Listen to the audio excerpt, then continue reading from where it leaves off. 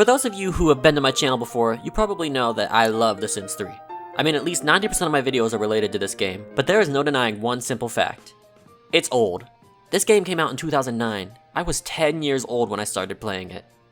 It's only natural that after 15 years of playing this game, some of you may have run out of new things to try, and it might get a little bit stale. That's where mods come in. Thankfully, the Sims series is no stranger to mods. They have one of the most dedicated modding scenes of any games, period. So today I want to share my top 5 gameplay mods for The Sims 3 that will hopefully bring some freshness to your game. That isn't to say that you should stop at these 5. There are new mods for The Sims 3 almost constantly at this point, and some of the best mods have come out just in the past year or two. So you should always be checking for new mods in case you want to add some more elements to your game. However, these are the 5 that at this point, you would have to pry from my cold, dead fingers. Like, I need these in my game, bitch. All but one of the mods that I'm showing have dedicated videos on my channel, so as we go through I'm going to link to those videos as well, and you can click on those if you want a more in-depth look at what I'm talking about. Without further ado, let's get started. The first mod I want to talk about is Zerbu Ultimate Careers. Any long-term viewers I have probably seen me talk about this mod quite a bit, but to summarize it, this mod allows you to make any rabbit hole career in the game into an active career. So how this works is you'll build the lot that you would like to take place of the rabbit hole, and then the Sims will just go to that lot instead of a rabbit hole. While they're there, they can complete different interactions that qualify as work activities, and you'll basically just do whatever interactions will gain you performance in that specific career. An example I use often, partially because I love the way that my build turned out for this, and partially because I think this shows the mod at its best, is the journalism career. I like to build a little office with cubicles, and then Sims in the journalism career will take their butts over to their desk and get writing. As they write, their job performance increases. This works very well in the later stages of the career, as you can interview Sims outside of work hours, and then you can write your story on them at work for performance.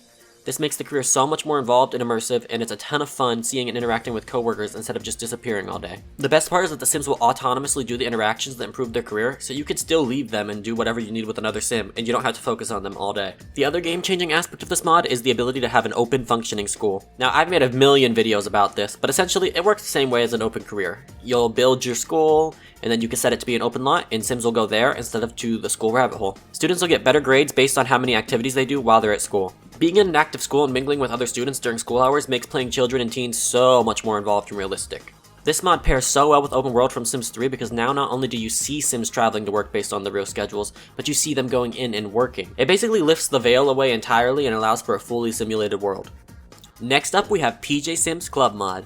This is one of the more recent mods I've added, and honestly, it is on another level. This mod allows you to create clubs that somewhat harken to Get Together in Sims 4, but it also does a lot of cool things that haven't been in any Sims game. You have complete control over your clubs, being able to set age requirements, dress code, activities, time and days, and even charge member fees. The best thing about this mod is you're not limited to any specific club, and you can mix and match the interactions to create a ton of different groups for Sims. I've used this mod for a lot of things, like having a Sim own a yoga studio and charge for weekly classes. I've used this mod to create classes to have a structured school day in my open schools, and I've even used this mod to make active after-school activities.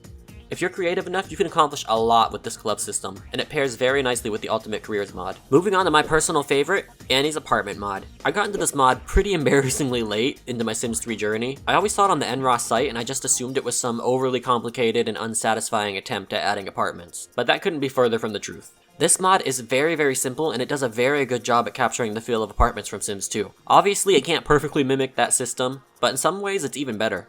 For example, you are not limited to just 4 households. You can literally make as many as you would like. And hell, you don't even need separate apartments. Maybe you just want 4 Sims that all rent and share a house together. This mod will let you do that. The main appeal of this mod to me is the fact that it allows me to put a ton of Sims on the one lot and keep the families separate. As someone who's working on a custom world in The Sims 3, being able to keep it small and condensed by making lots of apartments, townhome, and trailer park lots makes the journey a lot less daunting.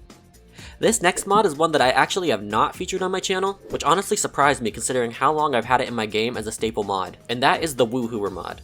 This mod allows you to do a lot of different things, but the main reason I keep it in my game is for autonomous woohoo and baby making, as well as the ability for same-sex pregnancy. This is almost like a diet version of autonomous casual romance for Sims 2 if you've ever used that mod. You can of course tweak settings on this mod to turn the autonomy up or down, you can edit the jealousy settings, and you can even enable teen pregnancy if that's something you want in your game. This mod is simple and may not seem game-changing at first, but you'll understand once you have your first accidental pregnancy just how much it can shake things up. Some may not like same-sex pregnancy in their game for realism, and thankfully you can turn that off. Personally, I like it, and I think if an alien can get a man pregnant in this world, then all bets are off. The final mod I have to discuss is Eat Outside Anywhere. This is another relatively simple mod, which allows your Sims the option to eat outside at any bistro or diner rabbit hole. The reason I like this mod is because when you combine it with rabbit hole rugs, you can make an entirely functional restaurant with waiters and everything. Technically, the food synthesizer from Into the Future can do this too, but I hate the futuristic objects and some may not have that pack. The other great thing about this mod is that you can set the menu, which allows for you to make different themed restaurants across your town with different meals available. If you want to go really extra, you can even pair this mod with NROS Register and have your own playable Sims work as the waiters. Well everyone, those are the 5 mods that I simply cannot play without. There are obviously a ton more mods in my game, but these are the big boys for me personally. I hope this video may have inspired you to bring new mods into your own game, to spice things up and add new gameplay. Let me know some of your must-have mods in the comments below so we can all continue finding new gems to add to our games. Thank you so much for watching and I hope you have a wonderful day.